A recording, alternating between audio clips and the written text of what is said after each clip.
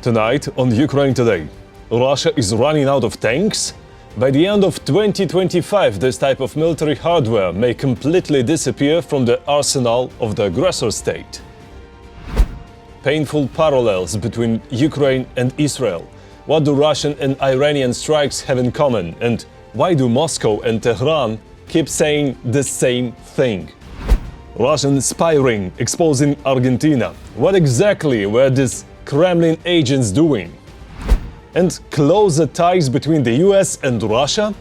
Did the Trump administration really shut down the group that was building a pressure strategy against the Kremlin? All this and more in today's episode of Ukraine Today. Hello, we are from Ukraine. My name is Volodymyr Rabchun. Don't forget to subscribe, hit the like button, and let's go. Let's start with the numbers. In the past 24 hours alone, Russia lost at least 1,080 soldiers killed and wounded. That brings the total to 1,007,240 troops since the beginning of the full-scale invasion. And that's not all. Ukraine's defense forces also destroyed 4 Russian tanks, 8 armored vehicles, 63 artillery systems and dozens of other military units. There's a theory that Russia is running out of tanks, and by the end of 2025, this type of military hardware may fully disappear from the aggressor's arsenal. Details next. Since the beginning of 2025 alone, the Ukrainian armed forces have destroyed 2,748 combat vehicles and 1,263 tanks belonging to the Russian occupiers. According to the American Institute for the Study of War, the Russian army has already used up more than half of its pre-war stock of tanks and armored vehicles. A source on social media that tracks equipment at Russian military depots using satellite imagery reports that Russia still has 46% of its pre-war stock of tanks, 42% of its pre-war stock of infantry fighting vehicles, and 48% of its pre-war stock of armored personnel carriers. Images of 8 Russian military depots apparently show that Russia has emptied most of its vehicle storage facilities. And the social media source estimated that Russia will likely exhaust its remaining stockpiles of tanks and armored vehicles by the end of 2025. Russia may have additional armored vehicles and tanks in covered storage that are not visible in satellite images. The Russian Federation has significantly slowed the use of Soviet-era tanks on the front lines. Most likely, the reason is their limited numbers, as well as the occupying army shift to using motorcycles and all-terrain vehicles on the battlefield, since the grey zone is swarming with Ukrainian drones, for which tanks are easy prey. Russian troops have been increasingly using unarmored civilian vehicles, mainly motorcycles and all-terrain vehicles, across the entire theater of operations in Ukraine since late autumn 2024. Russia's increased use of motorcycles is an adaptation in response to widespread Ukrainian drone strikes on Russian armored vehicles and the heavy losses of armored vehicles suffered by Russian forces in late 2023-2024. The losses of Russian armored vehicles are unsustainable and undermine Russia's ability to wage a prolonged high-intensity war. However, it remains unclear whether Russia's increased reliance on motorcycles and buggies will be sufficient to compensate for these losses in the medium and long term. The Russian army has changed its tactics and strategy for using heavy equipment. In other words, the tactics of Russian troops in 2024-2025 differ from those used in 2022. Why are motor vehicles being used instead of heavy armored vehicles during assaults on the positions of the Ukrainian defense forces? Russia's expenditures in 2025 exceeded 6% of GDP. As a result, defense industry enterprises are operating at full capacity, with existing production lines being expanded and new ones being opened. According to Western intelligence estimates, in 2021, Russia produced about 40 T-90M tanks. Now, around 300 of these tanks are being produced. All of these tanks remain in Russia and are not being sent to the front. The production of artillery pieces and ammunition will also increase by at least 20% this year. And the quality and production of drones has increased several times over. It is possible that Russia is preparing for war not only with Ukraine but also with Europe. That is why it is in the old world's interest for Ukraine to destroy as much of the aggressor's military equipment as possible. Ukraine is fighting for freedom. Support independent Ukrainian journalism so we can keep telling the truth about Russia's war. Click the link in the description to become our sponsor. And don't forget to like the video and subscribe. It really helps.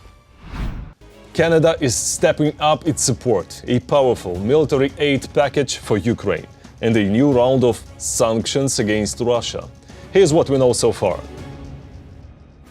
These are not just sanctions, this is a political verdict for Russia. Canada is the first among the G7 countries to cross the red line and strike at the very heart of Putin's system. Together with our international partners, we are launching a major package of sanctions against individuals, companies and shadow fleet vessels to exert maximum pressure on Russia.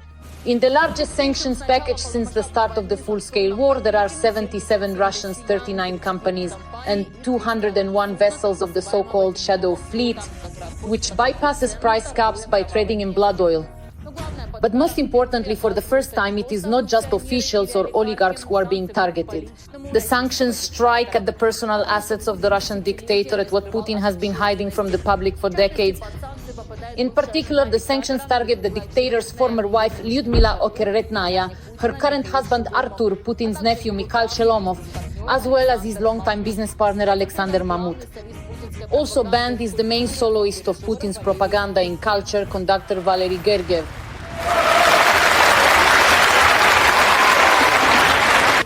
The list also includes the coaches of the Russian national gymnastics team who have repeatedly publicly justified the war, Irina Wiener, a figure from the world of digital surveillance and control, Natalia Kaspersky, and the former Austrian foreign minister who danced with Putin at her wedding, Karin Nyssel. To general applause, the Russian leader and Karin Nyssel danced on the terrace. Even Boris Yeltsin's daughter and son-in-law, Tatiana and Valentin Yumashev, are banned figures who for a long time played a behind-the-scenes role in shaping the Putin regime. And perhaps the most prominent figure on this list is Anatoly Chubeis, the architect of the privatization of the 90s, former head of Rusnano, and one of those who built the system from which authoritarianism later emerged.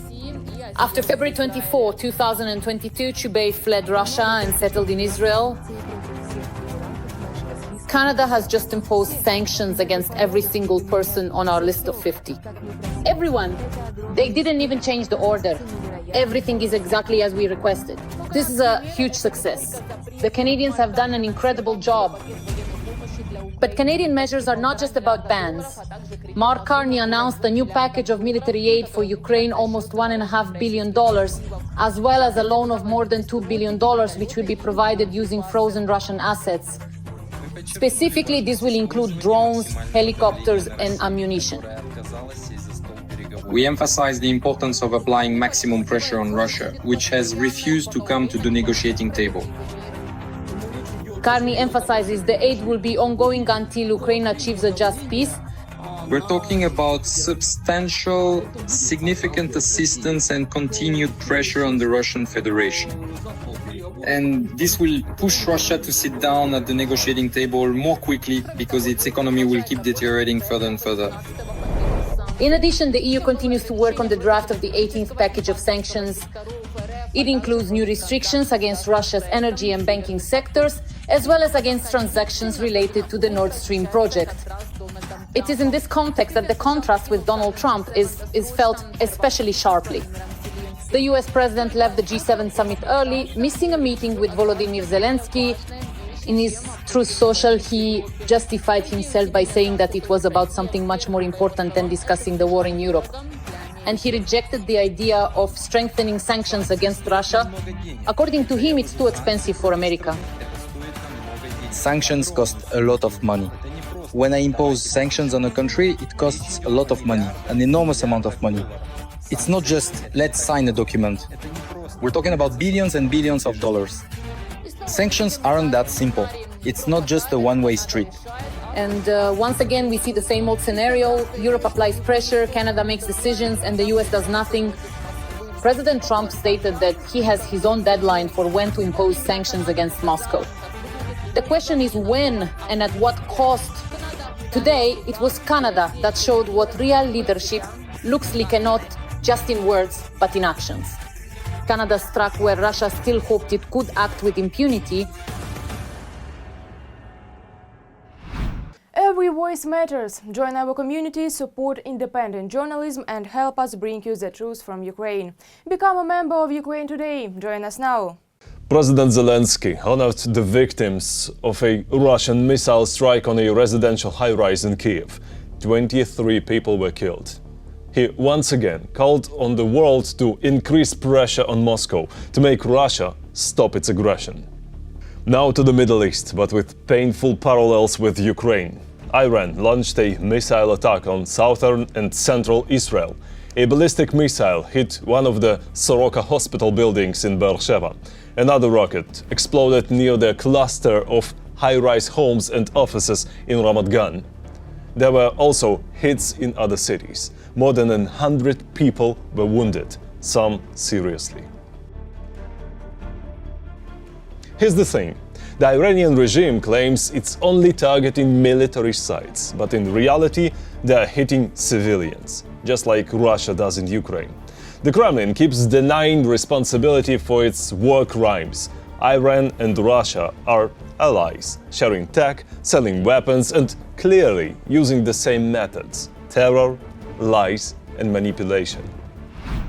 Here's an example. Putin called a press conference and made several new claims about the war.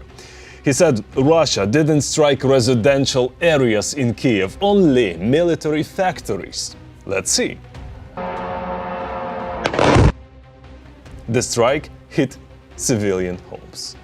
And then he said the real problem isn't occupation of Crimea, but that the West supported a coup in Ukraine.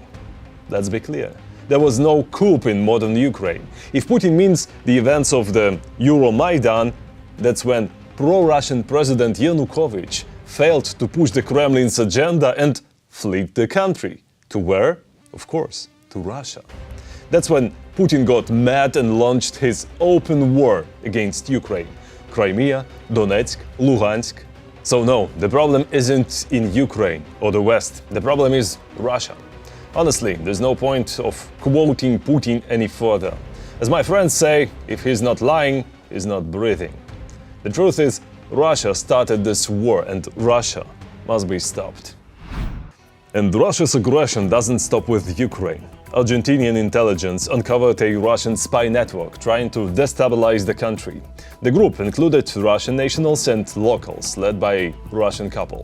Their mission: promote Kremlin interests, run disinformation campaigns, manipulate public opinion, influence foundations, activists, and political processes. All of it financed by Moscow. And yet, Putin still wants to be part of the global world. Just to remind you, last Saturday he called Donald Trump to wish him a happy birthday and offered to mediate talks with Iran. He actually offered to help mediate. I said, do me a favor. Mediate your own. Let's mediate Russia first, okay? I said, Vladimir, let's mediate Russia first. You can worry about this later. In the past few weeks, the Trump administration shut down the working group that had been drafting a pressure strategy on Russia. That's according to Reuters, citing 3 US officials. The group was formed earlier this spring, but in the end, all their work came to nothing. More in our next report. Is there really no one left to put pressure on Russia? Reuters reports that the White House has disbanded a secret anti-Russian group. This very group was supposed to develop strategies to pressure the Russian Federation. Anything is possible. This group might not have even been a group. On the other hand, we know that sanctions are handled by, well, for example, Lindsey Graham or some other senators, and it seems to me it would be more reasonable if they were the ones leading such a group. Of course, it's useful to see which sanctions are effective and which are not, but there are plenty of people working on that. So if this is only about sanctions, well, I think they could manage even without this group. Whether it existed or not, in any case, it didn't last long. The group was created in the spring of this year, but by May its activities had essentially ceased. The reason was Trump's own reluctance to escalate tensions with the Kremlin. I think that some other funding was cut off, so They tried to find funding for people who have been let go from other projects. They tried to do this, but apparently it didn't work out. Apparently, that's how it was. In my opinion, the most important thing is not public activity in this area, but real action. And of course, despite Trump's promises to end the war in 24 hours, we are seeing the exact opposite. Of course, he still has a chance to do something, right? Well, for example, if the Iran-Israel war ends with the fall of the Ayatollah regime, then Trump might finally realize that the only way to change the situation around Russia is to replace Putin and do everything possible to create the conditions for a revolution in Russia, or at least for a change of power. But here's what's interesting. Sources claim that the final blow to the group was dealt about 3 weeks ago, when most members of the White House National Security Council, specifically the entire team working on the war in Ukraine, were dismissed as part of a large-scale purge. We can see that Trump is constantly cutting all government spending in some completely outrageous way. Although we understand perfectly well that the bulk of government spending is not actually on officials. But the biggest cuts are being made specifically to certain government expenditures. So I wouldn't rule out that in this frenzy to reduce bureaucracy, someone also decided to get rid of this group at the same time. Nevertheless, even without the existence of this group, Trump can at any moment take tough measures against Russia, one of the officials emphasized. The group only prepares options, but everything depends on Trump's own attitude. But there doesn't seem to be any serious approach from him. I'm waiting to see whether the agreement will be signed. Don't forget, the sanctions are costing us dearly. When I impose sanctions involving colossal sums, it's not just about signing a piece of paper. We're talking about billions and billions of dollars. Sanctions are not that simple. And of course, he hasn't forgotten about Europe, from which he expects to see the first steps regarding sanctions against Russia. At this point, I think no one really believes in Trump anymore. But miracles do happen sometimes. What if a brick falls on his head and he comes to his senses? You never know. What if? And of course, after such decisive actions from Trump, Putin is probably already rushing to sign a peace agreement. And Russia stands for a peaceful resolution of the Ukrainian crisis. Maybe Putin thinks that he still remains untouchable, but nevertheless, the realization of just how effective Western weapons are is gradually starting to dawn on him. What conclusions will he draw from this, right? But we see that once again he is trying to worm his way into every crack, loudly proclaiming that he's such a good guy, that he can talk to both Iran and Israel, and that now he's going to negotiate everything. A tough strategy towards Russia has remained just a plan. The group was disbanded, the advisors were fired. Now the White House is waiting for initiatives from Europe. For now, it looks like we shouldn't expect any decisive action in the near future. That's all for today. Thank you for being with us. We read your comments and we feel your support. Strength to Ukraine's defenders. Glory to Ukraine. Don't forget to like, subscribe. See you next time.